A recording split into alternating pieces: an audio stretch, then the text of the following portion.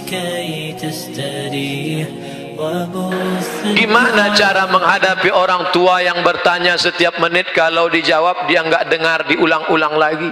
Akhirnya dijawab dengan suara keras, apakah saya termasuk anak durhaka? Ad-darurat, keadaan darurat emergensi, tubihul mahzurat, membolehkan sesuatu yang sebenarnya terlarang. Kau bawa orang tuamu ke THT, telinga, hidung, tenggorokan, periksakan telinganya, nanti dipasang alat dengar, dipasang alat dengar. Jangan kau baik, menantunya kurang ajar.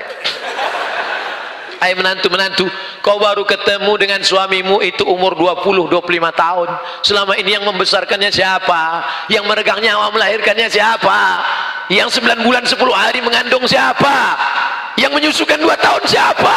Hari ini saat dia tidak bisa mendengar, membelikan alat dengarnya pun kau berhitung. Padahal kalau kau gendong dia dari Bandung sampai ke Makkah, kau bawa lagi pulang, belum tentu dapat menebus 1 tetes darahnya saat melahirkan engkau. Berapa jahitan robek dagingnya gara-gara melahirkan engkau. Bawa orang tuamu, senangkan dia, bahagiakan dia. Dosa terbesar di antara yang besar, pertama syirik, yang kedua uququl walidain. Kalau ada uang belikan, sehingga kau tidak perlu berteriak. Jangan sampai berteriak. Jangan sampai orang tuamu membawa HP ke servis HP. Nak, HP bapak ibu rusak ya, diperiksa HP-nya nggak rusak, terus anaknya nggak ingat, dia tidak menelpon lagi. Berapa kali dia tidak jadi sholat duha karena kau kencing di kaitnya. Berapa kali dia tidak jadi tahajud karena kau menangis sampai azan subuh tiba. Di hari tua ini bahagiakan dia, belikan makanan yang enak, pakaian, bawa dia jalan-jalan. Orang Cina, saudara kita dari Tionghoa, itu sangat menghormati orang tua. Saya pergi ceramah ke Kuala Lumpur, sampai di ke mall, Ustadz hari ini kita tidak ada ceramah jalan-jalan ke mall. Sampai ke atas saya lihat ada orang tua, satu baris orang tua, anak-anaknya menyuapkan makanan. Kenapa? Karena mereka percaya rezeki bisa dijolok, rezeki bisa ditarik dengan memuliakan orang tua. Orang tua kata dia hoki, dia percaya itu.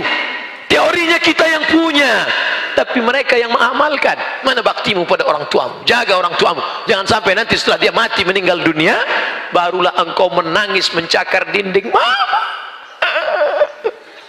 penyesalan berakhir tak ada gunanya. Saya kalau sudah melihat ada anak menangis ketika ibunya meninggal, baru dia nangis, ini pasti nyesal karena tak berbakti. Mau saya antukkan aja kepalanya. Dulu waktu dia sehat, waktu dia hidup, kenapa kau biarkan? Sekarang setelah datang orang tua mau minjam uang 50.000 untuk buka puasa, nah pinjam 50.000, mama mau beli makan buka puasa. Sebentar ya ma, ku tanya istriku dulu.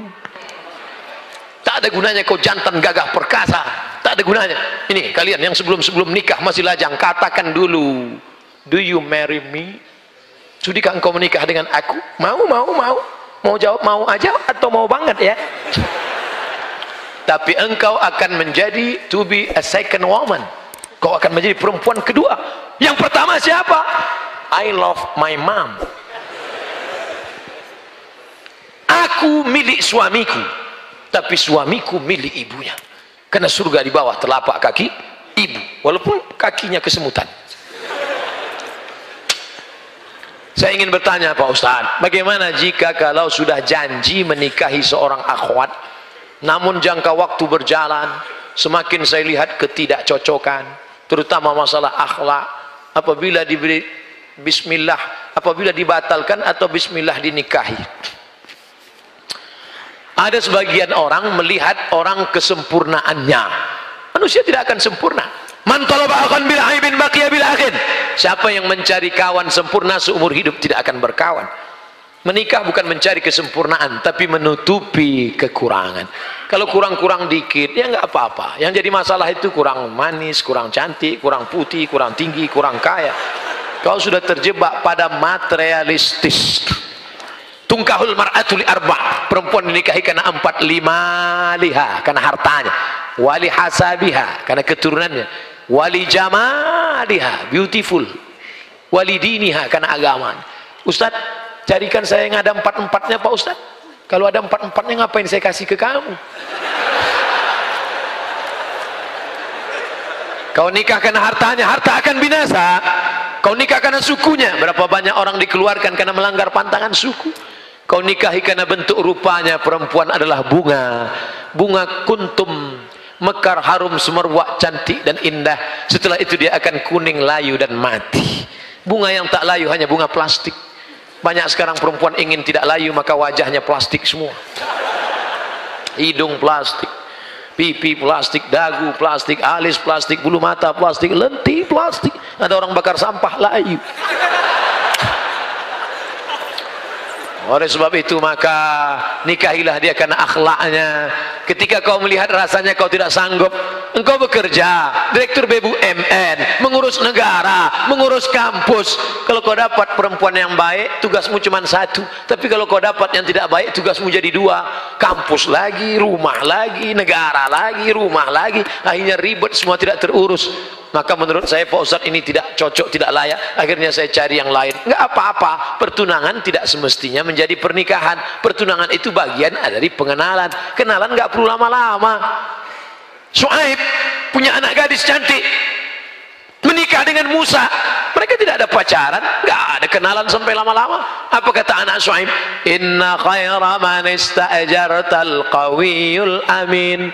Ayah, kalau kau mau mencari pekerja, orangnya punya dua sifat, qawiyun, kuat, amin, amanah. Ini orangnya, ini orangnya ya. Kamu sudah lama kenal dia? Baru tadi.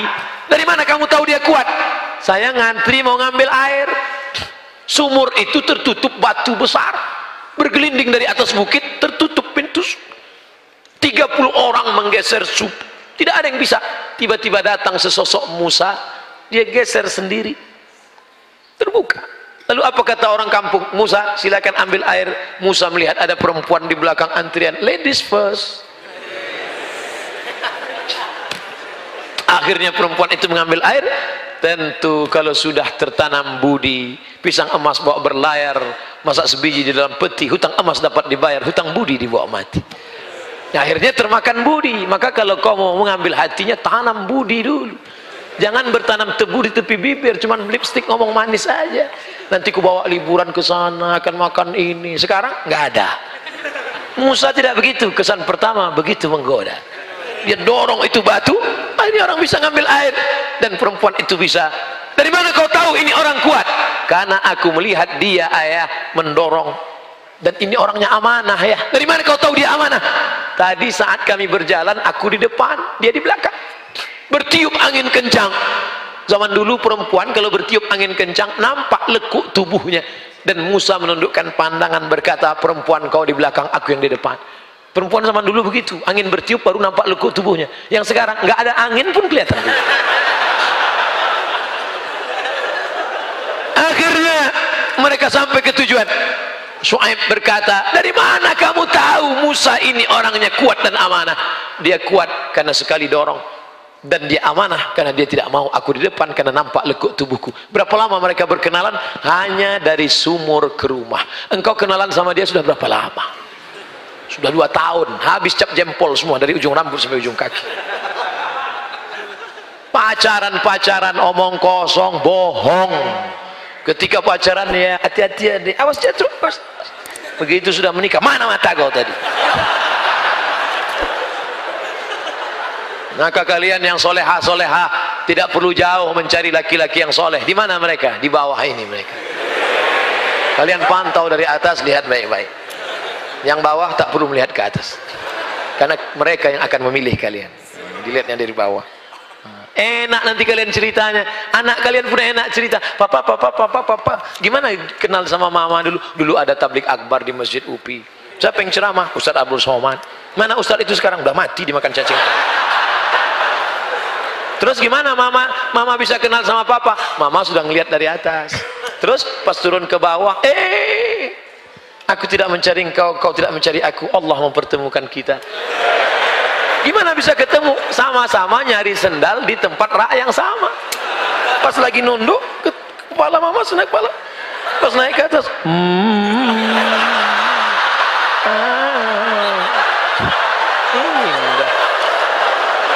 Masya Allah. Sekarang banyak orang tua tidak bisa menceritakan pertemuan dengan anaknya.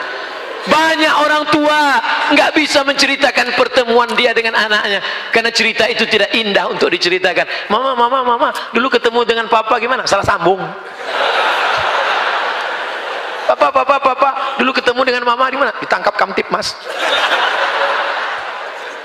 Jikalau kita ingin tahajud, seorang anak muda, boleh nggak satu rakaatnya 30 juz? Ada ndak orang yang pernah melakukan itu Pak Ustadz? Ada, zaman sahabat Nabi. Rakaat pertama 15 juz, rakaat kedua 15 juz hafal Quran. Kalau engkau baca rakaat pertama 30 juz, rakaat kedua kau baca apa?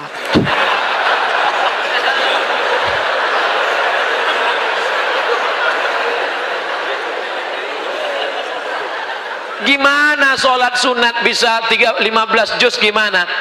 Saya nggak hafal Quran, kan ada Quran digital, download Quran digital, sholat ngelihat boleh. Mana dalilnya sholat ngelihat apa boleh? Ada seorang laki-laki namanya Zakwan. Siapa namanya? Za, bukan za, pakai zal. Letakkan ujung lidah di gigi atas. Zakwan. Ada za, ada za, ada ja, ada lo. Jadi jangan sama. Ini nanti ijazah. Za. Namanya Zakwan. Zakwan jadi imam dan dia melihat mushaf. Itu dalil boleh sholat melihat mushaf. Maka nanti lihat. Tapi letak kantong, jangan terlalu banyak gerakan. Letak sini. Yang letaknya di belakang, tersepit pula. Langsung. Ghairil maghdubi 'alaihim waladdallin. Amin. Bismillahirrahmanirrahim. Alif lam mim. Dzalikal kitabu la raiba fihi hudal lil muttaqin. Tapi HP-nya dinonaktifkan. Ya nanti ada masuk. Ya sebentar.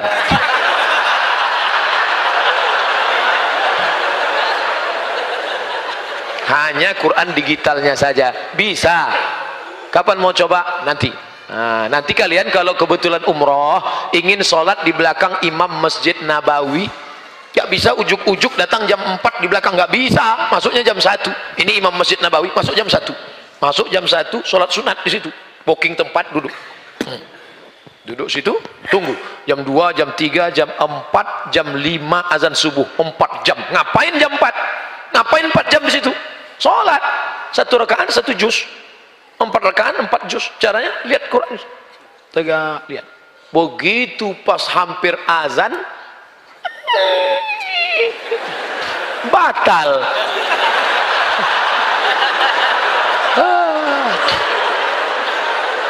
Coba lagi besok malam. Enggak ada yang sia-sia.